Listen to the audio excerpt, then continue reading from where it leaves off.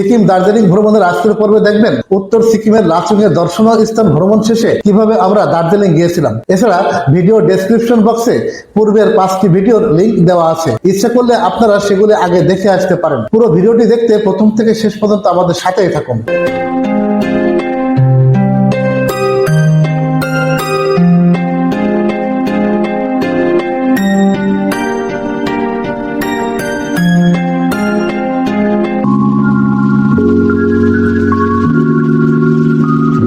দর্শক, লাচুং এর দর্শনীয় স্থান ভ্রমণ শেষে আমরা পথে আরো বেশ কিছু ওয়াটারফলস এর মনোরম দৃশ্য দেখতে দেখতে পুনরায় গ্যাংটক ফিরছিলাম।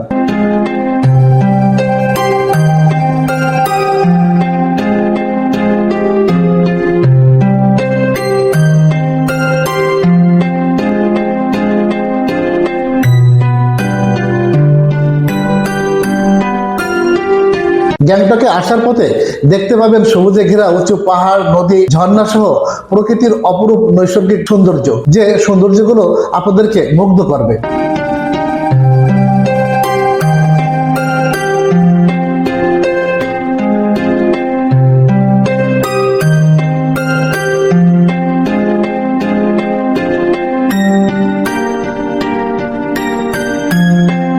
লাচুং থেকে গ্যাংটক 125 কিলোমিটার। সকাল 7:30টার দিকে আমরা লাচুং থেকে রওনা শুরু করি। পাহাড়ি উঁচু নিচু পথ দিয়ে আমরা পুনরায় ফিরছি গ্যাংটকের উদ্দেশ্যে।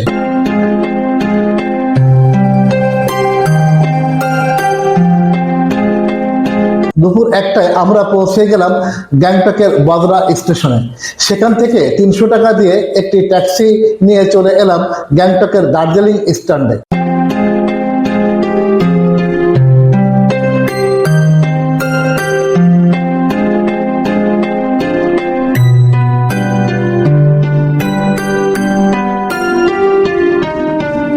সেখানে পূজার কারণে অতিরিক্ত দর্শনার্থী থাকায় কোনো গাড়ি পাচ্ছিলাম না।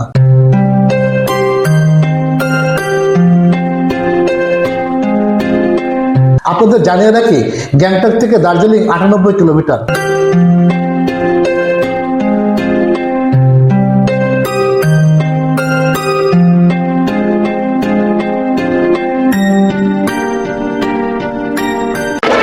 দুঃখের বিষয়ে কি বলবো, আমরা এখন অবস্থান করছি দার্জিলিং বাস স্ট্যান্ডে, কিন্তু এখানে কোনো শেয়ারিং জীবনে বাসও নেই, কোনো কিছু নেই। আমরা দার্জিলিং যেতে পারছি না, অপেক্ষা করছি গাড়ি পাই কিনা। অনেক ঘোরাঘুরি ও খোঁজাখুঁজির পর একটি শেয়ার জিপ পেয়ে গেলাম।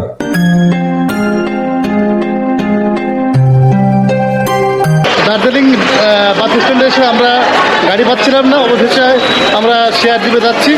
শেয়ার জিপ পেয়েছি, পুজোর কারণে শেয়ার জিপ, ট্যাক্সি ক্যাব, বাস কোনো কিছুই পাওয়া যাচ্ছে না, যার কারণে আমরা একটু হতাশায় ভুগছিলাম। অবশেষে আমরা শেয়ার জিপ পেয়েছি, আমরা যাচ্ছি দার্জিলিংয়ে। এটি আমাদের সেই শেয়ার জিপ।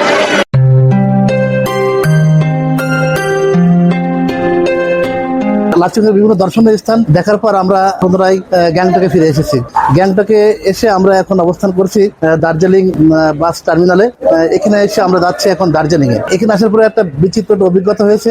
এই পুজোর কারণে এখানে কিন্তু অনেক ভিড় দেখা যাচ্ছে।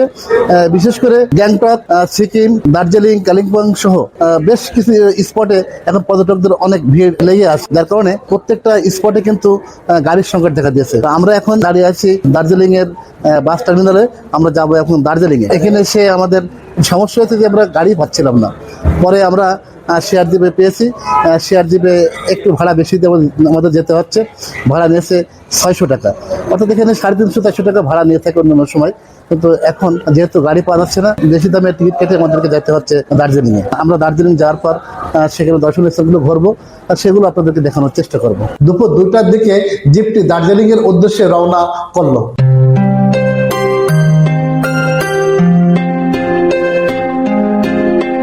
পথে পাহাড় ধসে রাস্তা বন্ধ হওয়ার কারণে আমরা প্রায় 2.5 ঘন্টা যানজটে আটকা পড়েছিলাম। রাস্তা পরিষ্কার হওয়ার পর আমাদের জিপ আবার চলতে শুরু করলো দার্জিলিং এর উদ্দেশ্যে।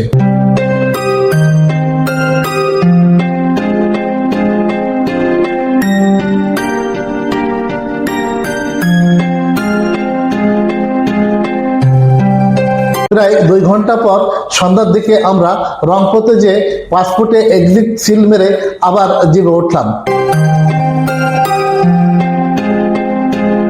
জিপ পাহাড়ের উঁচুতে উঠছে তো উঠছে।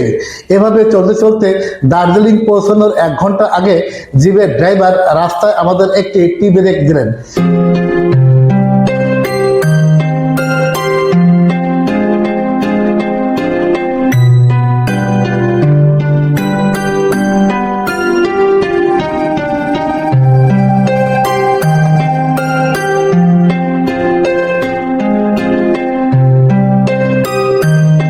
আমরা দুপুর 2:30টার সময় গ্যাংটক থেকে রওনা করেছি, এখনো দার্জিলিং পৌঁছতে পারিনি।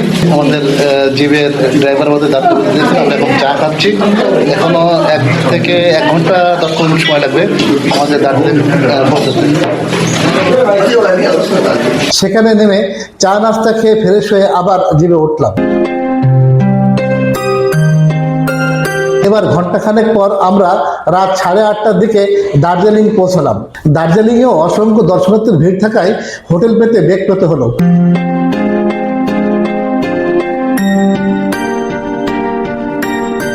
একটু বেশি টাকা দিয়ে আমরা একটি হোটেল ভাড়া নিলাম। রাতে খাওয়া দাওয়া শেষে আমরা ঘুমিয়ে পড়লাম। দর্শক, পরের ভিডিওতে দেখবেন মেঘের রাজ্য হিসেবে পরিচিত দার্জিলিংয়ের বিভিন্ন দর্শনীয় স্থান।